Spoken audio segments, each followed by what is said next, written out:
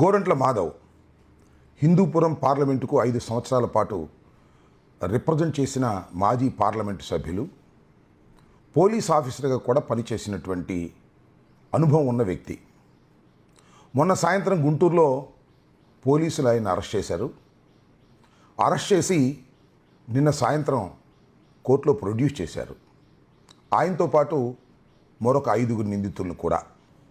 మాధవ్ని court దగ్గర హాజరుపరచడానికి తీసుకొచ్చిన తర్వాత మరి ఎక్కడి నుంచి ఏం ఆదేశాలు వచ్చాయో తెలియదు, కానీ మళ్ళీ అక్కడి నుంచి ఎస్పీ ఆఫీస్కు తీసుకెళ్ళడానికి ప్రయత్నం చేశారు. కానీ మాధవ్ దాన్ని తిరస్కరించాడు. కోర్టు దగ్గరికి తీసుకొచ్చి హాజరు పెట్టకోకుండా మీరు ఎందుకు నన్ను వెనక్కు తీసుకువెళ్ళే ప్రయత్నం చేస్తున్నారు, ఎస్పీ గారు మాట్లాడాలనుకుంటే ఆయన్నే రమ్మనండి ఇక్కడికి, అంతే తప్ప నేను ఎందుకు రావాలి, కోర్టులో ప్రొడ్యూస్ చేయాల్సిన సమయం ఆసన్నమైంది అని ఆయన అక్కడే భీష్మించడంతో తప్పనిసరి మళ్ళా కోర్టులో హాజరుపరిచారు. అందరికీ స్థానిక కోర్టు సుదీర్ఘమైన విచారణ జరిగిన తర్వాత 14 రోజుల పాటు రిమాండ్ విధిస్తూ ఆర్డర్ పాస్ చేశారు రాత్రి. ఈ నేపథ్యం ఏంటి? అసలు గోరంట్ల మాధవ్ని అంత హడావుడిగా అరెస్ట్ చేయాల్సిన అవసరమే ఉంది? కోర్టులో ప్రొడ్యూస్ చేసి జైలుకు పంపవలసినటువంటి పరిస్థితి ఎందుకు ఏర్పడింది? చాలా కాలం నుంచి ఎదురు చూస్తున్నారు. వైఎస్ఆర్ కాంగ్రెస్ పార్టీలో యాక్టివ్గా ఉండేటటువంటి నాయకుల మీద ఎక్కడ దొరికితే అక్కడ కేసులు పెట్టాలని, వారిని అణిచివేయాలని, భయపెట్టాలనేటువంటి ఒక ఫిలాసఫీని తెలుగుదేశం పార్టీ అలవర్చుకుంది. దానికోసం పోలీసు యంత్రాంగాన్ని విచ్చలవిడిగా చట్ట వ్యతిరేకంగా వాడుకునేటటువంటి ప్రయత్నం చేస్తుంది. దానిలో భాగంగానే గోరంట్ల మాధవ్ని మొన్న ఇక్కడ అరెస్ట్ చేశారు. వారు చెప్పే ఆరోపణ ఏమిటంటే గోరంట్ల మాధవ్ చేబ్రోలు కిరణ్ అనే వ్యక్తి ఎవరైతే సోషల్ మీడియాలో భారతి గారి మీద అసభ్యకరమైన వ్యాఖ్యలు చేశారో అతన్ని గుంటూరు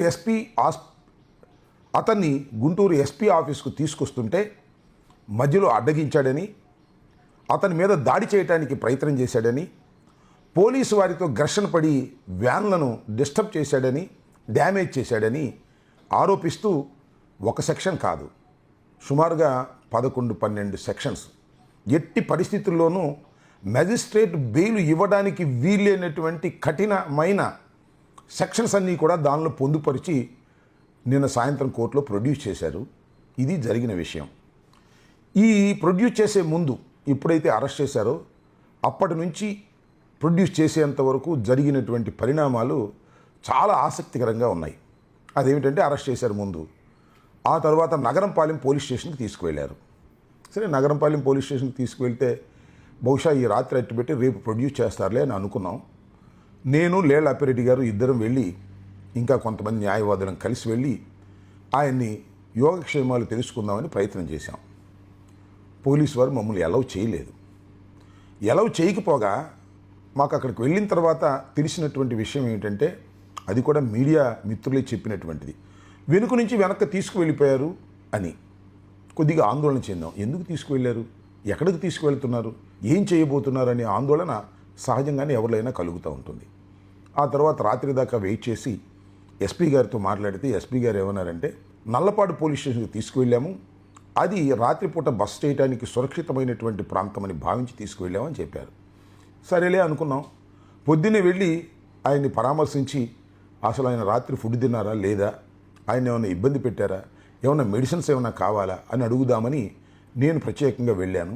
అక్కడ కూడా నన్ను అలౌ చేయలేదు. సరేలేమని వెనక్కి తిరిగి వచ్చాం. ఎస్పీ గారితో మాట్లాడితే నగరంపాలెం పోలీస్ స్టేషన్కి తీసుకొస్తామని, అక్కడ ఆయనతో మీరు మాట్లాడవచ్చునని మాట చెప్పారు. సరే, తిరిగి వచ్చాం. సరే, నగరంపాలెం పోలీస్ స్టేషన్కి తీసుకురాలేదు, కానీ ఒక ఆసక్తికరమైన విషయం జరిగిందనేది మీ దృష్టికి తీసుకురావాలి, ప్రపంచం దృష్టికి తీసుకురావాలి, సమాజం దృష్టికి తీసుకురావాలని నేను అనుకుంటున్నాను. అదేమిటంటే, గోరంట్ల మాధవ్ 5 సంవత్సరాల పాటు పార్లమెంటు సభ్యుడిగా పనిచేశాడు. భారతదేశంలో అత్యున్నతమైనటువంటి శాసన నిర్ణయాలు చేసేటటువంటి సభ, దానికి 5 సంవత్సరాలు రిప్రజెంట్ చేసినటువంటి మాధవ్ని కోర్టులో ప్రొడ్యూస్ చేసే ముందు మీడియా ముందు ప్రొడ్యూస్ చేసి మీడియాతో ఎస్పీ గారు మాట్లాడాలని అనుకున్నారు. సరే, ఎందుకు అనుకున్నారో నాకు తెలియదు. ఇది చాలా దుష్ట సాంప్రదాయం. మాధవ్కి ఒక నల్ల ముసుగు వేసి తీసుకొచ్చి మీడియా ముందు ప్రదర్శించాలనేటువంటి ఒక పిచ్చి ప్రయత్నాన్ని పోలీసులు చేశారు. ఎందుకు చేశారో నాకు అర్థం కాలేదు. ఎందుకంటే భారతదేశంలోని అత్యున్నతమైన శాసనసభకు 5 సంవత్సరాలు రిప్రజెంట్ చేసినటువంటి గోరంట్ల మాధవ్ మీద ఆ విధంగా ఎందుకు కక్ష సాధించాలని పోలీస్ డిపార్ట్మెంట్ అనుకున్నది? ఎందుకు ఆయన్ని అవమానపరచాలని అనుకున్నది? ఆయన్నే కాదు, వైఎస్ఆర్ కాంగ్రెస్ పార్టీని కూడా అవమానించాలని అనుకున్నది. ఈ ప్రశ్నకు సమాధానం ఏమిటి? ఈ ప్రశ్నకు సమాధానం ఒక్కటే. ఎంటైర్ పోలీస్ డిపార్ట్మెంట్ పొలిటికల్ ఏజెండాతో నడపడానికి లోకేష్, చంద్రబాబు నిర్ణయించుకున్నారు. వారి సలహా మేరకు, వారి సూచనల మేరకే మాధవ్ మీద ముఖానికి ముసుగు గప్పి ఒక దొంగల్లాగాను, ఒక హ్యాబిచువల్ అఫెండర్స్ లాగాను మీడియా ముందు ప్రొడ్యూస్ చేయాలి, కించపరచాలనేటువంటి ప్రయత్నం చేశారు. మాధవ్ పోలీస్ ఆఫీసర్, అంతేకాదు 5 సంవత్సరాలు పార్లమెంటు సభ్యుడిగా పనిచేశాడు. వైఎస్ఆర్ కాంగ్రెస్ పార్టీలో ప్రముఖ లీడర్, బీసీ నాయకుడు, ధైర్యవంతుడు. అడ్డం తిరిగాడు. ఏమనుకుంటున్నారు మీరు? నేను 5 సంవత్సరాలు పార్లమెంటు సభ్యుడిగా పనిచేసే నన్ను ముసుగేసి మీడియా ముందుకు తీసుకొస్తారా?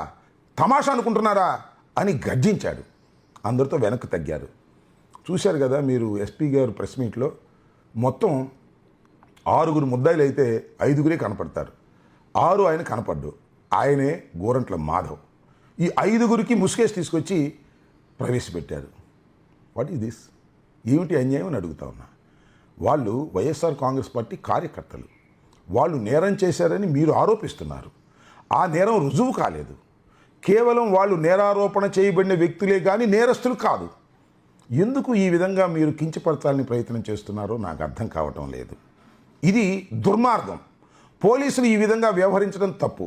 ఎవరిని ప్లీజ్ చేయాలని మీరు ఇలా చేస్తున్నారో సమాజానికి అర్థం కాకుండా ఉండదని కూడా ఈ సందర్భంగా మనవి చేస్తున్నా. ఇదే కాదు, చేబోల్ కిరణ్ అతన్ని ప్రొడ్యూస్ చేశారు. అతను చాలా దారుణంగా తిట్టాడు, చాలా దారుణంగా మాట్లాడాడు. భారతమ్మ గారిని మాట్లాడాడు, జగన్మోహన్ రెడ్డి గారిని మాట్లాడారు. వైఎస్ఆర్ కాంగ్రెస్ పార్టీ నాయకులందరినీ మాట్లాడటమే అతను వృత్తిగా పెట్టుకొని పనిచేస్తున్నాడు సంవత్సరం నుంచి. చివరికి ఇవాళ అరెస్ట్ చేశారు, కేసు పెట్టారు, అతను కూడా ముసుగేశారు. ఎందుకు వేశారో నాకు అర్థం కాల. శిక్షించదలుచుకున్న వాళ్ళు కోర్టులో గట్టిగా శిక్షించే కార్యక్రమాలు చేయాలి, సెక్షన్స్ గట్టిగా వేయాలి, ఆర్గ్యుమెంట్స్ బాగా చెప్పాలి తప్ప ముసుగేసే సంస్కృతి ఏమిటి అని అడుగుతా ఉన్నా. అతను తెలుగుదేశం నాయకుడే కదా, ఐటీడీపీ కార్యకర్తే కదా, అందరితో దిగిన ఫోటోలు ఉన్నాయి కదా, మీరు కూడా యాక్సెప్ట్ చేశారు కదా. కానీ ఎందుకు అతనికి ముసుగేశారు? గోరంట్ల మాధవ్కు ముసుగేయాలనుకుంటున్నారు అంటే పొలిటికల్గా ఉన్నటువంటి వ్యక్తుల్ని ముసుగులు వేసి కించపరచాలని మీరు అనుకుంటున్నారు. సరే, అతనంటే చిన్నవాడు కాబట్టి మీరు ముసుగేసినా ముసుగు తీసినా అతను పెద్ద నాయకుడు కాదు. మరి గోరంట్ల మాధవ్కు ముసుగేసి ప్రవేశపెట్టాలనేటువంటి ఒక నీచమైన ఆలోచన పోలీసు వారికి కలగటానికి కారణం రాజకీయ ఒత్తిడి కాదా నేను అడుగుతా ఉన్నా. దీనికి సమాధానం చెప్పవలసినటువంటి బాధ్యత పోలీసు యంత్రాంగం మీద ఉంది అని నేను అంటున్నా. ఎందుకంటే ఇది పైనుంచి వచ్చిన ఆదేశాలే తప్ప పాపం లోకల్గా ఉన్న పోలీసులు చేశారని నేను అనుకోను. పోలీసు వారు పాపం ఎంత ఇబ్బంది పడుతున్నారో నాకు తెలుసు. ఎందుకంటే పైనుంచేమో ఒత్తిడి, కిందేమో రాజకీయ నాయకులు. మాధవ్ పార్లమెంట్ సభ్యుడు. మాధవ్ని కించపరచాలని, మాధవ్ని ఇబ్బంది పెట్టాలని రకరకాల ప్రయత్నాలు మీరు చేస్తున్నారే. ఎంత దుర్మార్గం అండి ఇది! ఇంతటితో అయిపోతుందా? కాలం గిరును తిరిగి రాదా అనే విషయాన్ని కూడా కాస్త మానవత్వం ఉన్నటువంటి పోలీసు అధికారులు ఆలోచించవలసినటువంటి అవసరం ఉందని కూడా ఈ సందర్భంగా నేను చెప్పదలుచుకున్నాను. కాబట్టి టోటల్గా చెప్పదలుచుకున్నది ఏంటంటే, గోరంట్ల మాధవ్ని ఏ విధంగా అయినా సరే అరెస్ట్ చేయాలని చాలా కాలం నుంచి ఎదురు చూస్తున్నటువంటి ప్రభుత్వానికి ఈ వంక దొరికితే, ఈ వంకతో ఆయన్ని అరెస్ట్ చేసి వేధించే కార్యక్రమాలు చేస్తున్నది. ఒక్కటి గుర్తుపెట్టుకోండి, మీరు ఎన్ని అరెస్టులు చేసినా, ఎంతమందిని లోపల వేసినా భయపడతారని మీరు అనుకుంటున్నారు. భయపడరు, రాటు తేలుతారు, ధైర్యంగా ముందుకు వస్తారు. ఎవరో ఒకళ్ళు ఇద్దరు భయపడి పారిపోతే పారిపోవచ్చేమో, కానీ మొత్తం టోటల్గా వైఎస్ఆర్ కాంగ్రెస్ పార్టీ నాయకులు కానీ, క్యాడర్ కానీ ఛాలెంజింగ్గా తీసుకొని ముందుకు సాగేటటువంటి ప్రయత్నమే జరుగుతుంది తప్ప మీరు ఎంత నొక్కాలనుకుంటే అంత స్పీడ్గా పైకి లెగుస్తాం.